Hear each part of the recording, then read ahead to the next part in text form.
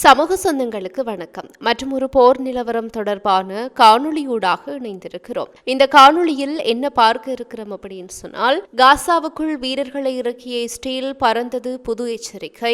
இஸ்ரேலின் பென்குரியன் விமான நிலையத்தை ஏவுகணைகள் மூலம் குறிவைத்து தாக்கிய ஏமன் ஹவுதிகள். ஏமனிலிருந்து பறந்த ஏவுகணை அவசரமாக வெளியேற்றப்பட்ட இஸ்ரேலிய பிரதமர் நெதன்யாகு. ஏமன் மற்றும் காசாவில் அமெரிக்க இஸ்ரேலிய சதி குறித்து சர்வதேச நடவடிக்கை எடுக்காததை கண்டிக்கும் ஈரான். ஒப்பந்தத்தை எட்ட ஈரானுக்கு 2 மாத கால அவகாசம் அளித்த ட்ரம்ப் போன்றதான அண்மைய செய்திகள் குறித்து விரிவாக பார்க்கலாம். இஸ்ரேல் ஹமாஸ் இடையேயான போர் தொடர்கின்ற நிலையில் இப்போது காசா பகுதியில் இஸ்ரேல் தரைவழி தாக்குதலை ஆரம்பித்திருக்கிறது. காசாவில் சமீபத்தில் தான் இஸ்ரேல் வான்வழி தாக்குதலை ஆரம்பித்திருந்த நிலையில் இப்போது தரைவழி தாக்குதல் தொடங்கப்பட்டிருக்கிறது.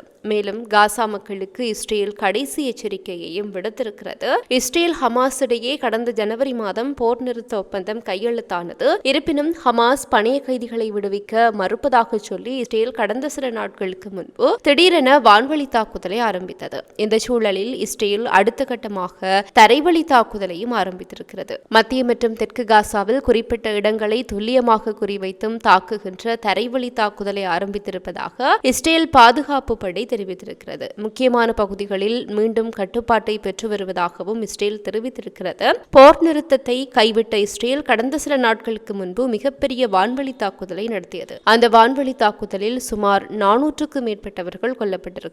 இந்த வான்வழி தாக்குதல்களுக்கு மறுநாளே இஸ்ரேல் இந்த தரைவழி தாக்குதல்களையும் தொடங்கியிருக்கிறது. இது தொடர்பாக இஸ்ரேல் பாதுகாப்பு படை தன்னுடைய சமூக வலைத்தள பக்கத்தில் பாதுகாப்பு மண்டலத்தை விரிவுபடுத்தவும் வடக்கு மற்றும் தெற்கு காசா இடையே ஒரு பாதுகாப்பு மண்டலத்தை உருவாக்குவதற்கும் மத்திய மற்றும் தெற்கு காசாவில் தரைவழி தாக்குதல்களை தொடங்கியிருக்கிறோம் அப்படின்னு சொல்லி அறிவித்திருக்கிறது. அதே நேரம் நெட்சாரிம் வழித்தடத்தின் மைய பகுதியை தங்கள் படைகள் மீண்டும் கைப்பற்றியிருப்பதாக இஸ்ரேல் ராணுவம் அறிவித்திருக்கிறது.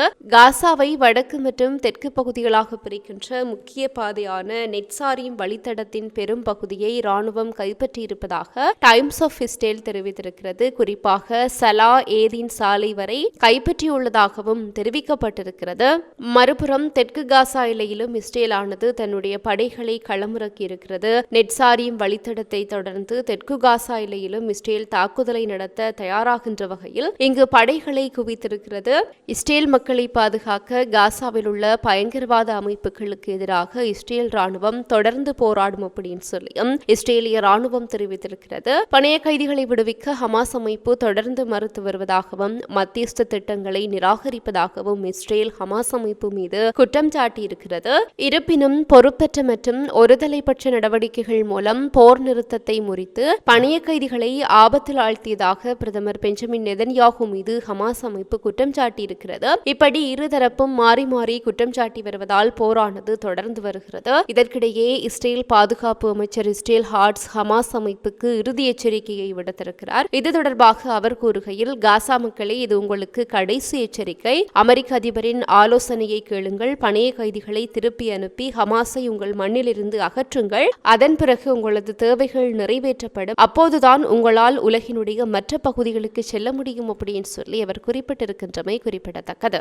இதேவேளை அமெரிக்க ஆக்கிரமிப்புக்கு எதிராக 5வது முறையாக பயனுள்ள மற்றும் பொறுப்பான பதிலடி நடவடிக்கை ஒன்று மேற்கொள்ளப்பட்டிருப்பதாக ஏமன் ஆயுதப்படைகளின் செய்தி தொடர்பாளர் அறிவித்திருக்கின்றார். ஏமன் ஆயுதப்படைகளின் செய்தி தொடர்பாளர் அவர்களினுடைய ஏவுகணை பிரிவுகள் பாலஸ்தீனம் 2 எனப்படுகின்ற பாலிஸ்டிக் ஏவுகணையை பயன்படுத்தி ஆக்கிரமிக்கப்பட்ட யாஃபா பகுதியில் உள்ள பென்குரியன் விமான நிலையத்தை வெற்றிகரமாக குறிவைத்ததாக அறிவித்திருக்கின்றார். டெல் அவீவில் சைரன்கள் ஒலித்ததை தொடர்ந்து லண்டனில் இருந்து பென்குரியன் விமான நிலையத்திற்கு சென்ற விமானம் கடைசி நொடியில் அதன் விமான பாதையை மாற்ற வேண்டியிருந்தது அப்படின்னு சொல்லியும் இஸ்ரேலிய சேனல் 12 குறிப்பிட்டிருக்கிறது. வியாழக்கிழமை அதிகாலை ஒரு அறிக்கையில் பிரிகேடியர் ஜெனரல் யாக்கியா சாரி இந்த நடவடிக்கை குறிப்பாக ஏமன் தலைநகர் சனாவில் மற்றும் ஏமன் மாகாணங்களிலும் பொதுமக்கள் உள்கட்டமைப்பு மீதான தாக்குதல்களை தொடர்ந்து அமெரிக்க ஆக்கிரமிப்புக்கு எதிராக 5வது தடவையாக தொடர்ச்சியாக மேற்கொள்ளப்பட்ட பயனுள்ள மற்றும் பொறுப்பான ஒரு பதிலடி அப்படின்னு சொல்லி அவர் குறிப்பிட்டிருந்தார். தெரிவித்திருந்தார். செங்கடலில் எதிரி போர்க்கப்பல்களை குறிவைக்கின்ற முயற்சிகளை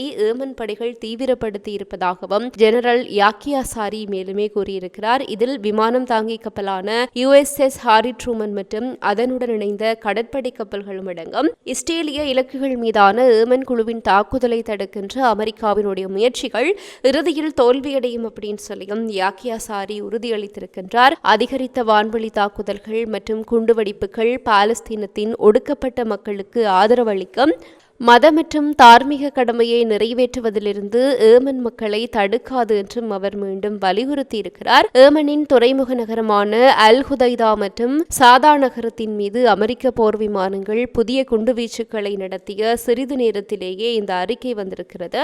அவர்கள் முற்றிலுமாக அழிக்கப்படுவார்கள் என்று அமெரிக்க ஜனாதிபதி டொனால்ட் ட்ரம்ப் ட்ரூத் சோசியல் ஊடக தளத்தில் ஏமனின் ஹவுதி இயக்கத்தை குறிப்பிட்டு ஒரு பதிவிட்டிருந்தார் என்பதும் குறிப்பிடப்பட வேண்டியது. வார இறுதியில் அமெரிக்கா ஏமனில் பல்வேறு இலக்குகளுக்கு எதிராக பாரிய வான்வழி தாக்குதல்களை நடத்தியது. இதில் பெண்கள் மற்றும் குழந்தைகள் உட்பட 53 பேர் பலியாகி இருந்தமை குறிப்பிடத்தக்கது.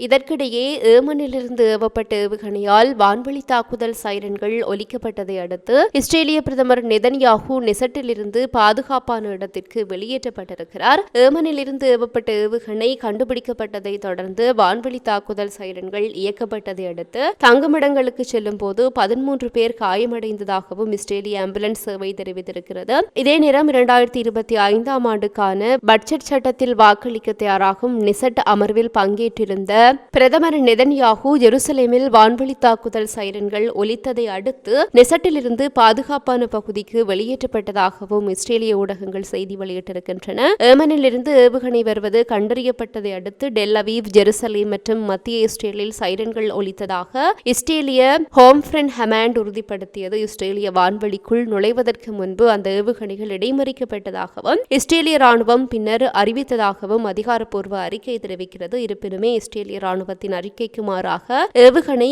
எல்லையை தாண்டிய பிறகே இடைமறிக்கப்பட்டது அப்படின்னு சொல்லி இஸ்ரேலின் சேனல் 12 செய்தி வெளியிட்டிருந்தமை குறிப்பிடத்தக்கது. இவற்றுக்கிடையே காசா மற்றும் ஏமனில் ஒரே நேரத்தில் நடத்தப்பட்ட தாக்குதல்கள் பாலஸ்தீனத்துடனான ஒற்றுமையை நசுக்குவதை நோக்கமாக கொண்ட ஒருங்கிணைந்த அமெரிக்க இஸ்ரேலிய சதித்திட்டத்தை தெளிவாக காட்டுகிறது அப்படின்னு சொல்லி ஈரான் வெளியுறவு அமைச்சக செய்தி தொடர்பாளர் இஸ்மாயில் பஹாய் கூறியிருக்கிறார். ஏமனில் நடந்து வருகின்ற அமெரிக்க வான்வழி தாக்குதல்கள் மற்றும் இஸ்ரேலால் காசாவில் பொதுமக்கள் படுகொலை செய்யப்படுவதை ஐக்கிய நாடுகள் சபையின் பாதுகாப்பு கவுன்சில் மற்றும் பிற சர்வதேச அமைப்புகள் மௌனமாக பார்த்து வருவதை வெளியுறவு செய்தி தொடர்பாளர் இஸ்மாயில் பஹாய் விமர்சித்திருக்கின்றார். வியாழக்கிழமை ஒரு அறிக்கை வெளியிட்டிருக்கின்ற அவர் ஏமனில் பெண்கள் மற்றும் குழந்தைகள் உட்பட அப்பாவி உயிர்கள் துயரமாக உயிரிழந்ததற்கும் அமெரிக்க வான்வழி தாக்குதல்களில் முக்கிய உள்கட்டமைப்பு அளிக்கப்பட்டதற்கும் பஹாய் ஆழ்ந்த வருத்தத்தை தெரிவித்திருக்கின்றார். காசாவில் பொதுமக்கள் மீது தொடர்ந்து நடைபெறுகின்ற படுகொலைகளை அவர் மேலும் கண்டித்திருப்பதோடு இஸ்ரேலின் நிதி, ராணுவ மற்றும் அரசியல் ஆதரவாளர்கள் இஸ்ரேலிய அட்டூழியங்களுக்கு உடந்தையாக இருப்பதாகவும் கூறியிருக்கின்றார். அமெரிக்கா மற்றும் இஸ்ரேலினுடைய இந்த ஆக்கிரமிப்பு செயல்கள் போர்க்குற்றங்களுக்கான தெளிவான உதாரணங்கள் அப்படின்னு சொல்லி இஸ்மாயில் பஹாய் விவரித்திருக்கின்றார். காசா மற்றும் ஏமனில் ஒரே நேரத்தில் நடத்தப்பட்ட தாக்குதல்கள் இஸ்லாமிய ஒற்றுமையை பலவீனப்படுத்துவதையும் ஒடுக்கப்பட்ட பாலஸ்தீன மக்களுடனான ஒற்றுமையை நசுக்குவதையும் நோக்கமாக கொண்ட ஒருங்கிணைந்த அமெரிக்க இஸ்ரேலிய சதித்திட்டத்தை தெளிவாக காட்டுகின்றன அப்படின்னு சொல்லியும் அவர் சுட்டிக்காட்டியிருக்கின்றார். அமெரிக்கா மற்றும் இஸ்ரேலிய ஆக்கிரமிப்பை நிறுத்த இஸ்லாமிய அரசாங்கங்கள் தீர்க்கமான நடவடிக்கை எடுக்க வேண்டும் என்றும் அவர் அழைப்பு விடுத்திருக்கின்றார். மேலும் இந்த பிரச்சினைக்கு முன்னுரிமை அளிக்க இஸ்லாமிய ஒத்துழைப்பு அமைப்பையும் அவர் வலியுறுத்தி இருக்கின்றார். இறுதியாக அமெரிக்க அதிபர் டொனால்ட் ட்ரம்ப் ஈரானின் உச்ச தலைவர் அயதுல்லா அலி கமேனிக்கு அனுப்பிய கடிதத்தில் புதிய அணுசக்தி ஒப்பந்தத்தை எட்டுவதற்கு 2 மாத காலக்கெடு விதிக்கப்பட்டிருப்பதாக அசோசியேட்டட் பிரஸ் புதன்கிழமை செய்தி வெளியிட்டிருக்கிறது. அந்த கடிதம் கடுமையான தொனியில் இருந்ததாகவும் பேச்சுவார்த்தைக்கான வாய்ப்புகளை ஈரான் நிராகரித்து அதன் அணுசக்தி திட்டத்தை முன்னெடுக்குமாக இருந்தால் அதனால் ஏற்படுகின்ற விளைவுகள் குறித்து அந்த கடிதம் எச்சரித்ததாகவும் தெரிவிக்கப்படுகிறது. இது ட்ரம்ப் பொதுவில் செய்தி வெளியிடுவதற்கு ஏற்ப இருப்பதாகவும் அவர் ஈரான் அணு ஆயுதங்களை பெறக்கூடாது என்பதை உறுதி செய்ய மட்டுமே விரும்புகிறார் அப்படின்னு சொல்லியும் வலியுறுத்தப்பட்டிருக்கிறது. இருப்பினும் அவர் நீண்ட நேரம் காத்திருக்க தயாராக இல்லை அப்படின்னு சொல்லியும் அசோசியேட்ஸ் தெரிவித்திருக்கின்றது. கடிதம் ஈரானுக்கு வந்த பிறகு தன்னுடைய முதல் உரையில் ஈரான் ஒருபோதுமே அணுகுண்டை தயாரிக்கும் எண்ணத்தை கொண்டிருக்கவில்லை. அப்படி ஒரு எண்ணம் ஈரானுக்கு இருந்தால் அது ஏற்கனவே அதை செய்திருக்கும் அப்படின்னு சொல்லி ஈரானிய உச்ச தலைவர் அயதுல்லா அலி கமேனி கூறியிருந்தார். இப்போது ட்ரம்பால் அறிவிக்கப்பட்டிருக்கின்ற இந்த 2 2 மாத காலக்கெடு எப்போது தொடங்குகிறது என்பது பற்றிய தகவல்கள் இன்னும் வெளியாகவில்லை. அது அனுப்பப்பட்ட திகதியில் இருந்தா அல்லது பெறப்பட்ட திகதியில் இருந்தா அல்லது வேறு ஏதாவது ஒரு திகதியில் இருந்தா அந்த 2 மாத காலக்கெடு தொடங்குகிறது என்பது பற்றிய தெளிவான தகவல்கள் இதுவரைக்குமே வெளிவரவில்லை. கடிதம் மார்ச் 5ஆம் திகதியன்று அனுப்பப்பட்டதாக அமெரிக்கா கூறுகிறது. 5ஆம் திகதியிலிருந்து ஒரு வாரம் கழித்து ஒரு மூத்த எமிராட்டி தூதர் ஈரானின் வெளியுறவு அமைச்சரை சந்தித்த போது இந்த கடிதம் கிடைத்தது அப்படின்னு சொல்லி ஈரான் உறுதிப்படுத்தி இருந்தது. அசோசியஸ் அறிக்கையின்படி ட்ரம்பினுடைய கடிதம் அனுப்பப்படுவதற்கு முன்பு அதன் உள்ளடக்கங்கள் குறித்து இஸ்ரேல், சவுதி அரேபியா மற்றும் ஐக்கிய அரபு எமிரேட்ஸ் உள்ளிட்ட அமெரிக்காவின் முக்கிய நட்பு நாடுகளுக்கு இந்த கடிதம் தொடர்பாக வெள்ளை மாளிகை விளக்கம் அளித்தும் இருக்கிறது. அதே நேரம் எந்த ஒரு பதிலும் தனிப்பட்டதாகவே இருக்கும் அப்படின்னு சொல்லி ஈரானின் வெளியுறவு அமைச்சகம் கூறியிருக்கிறது.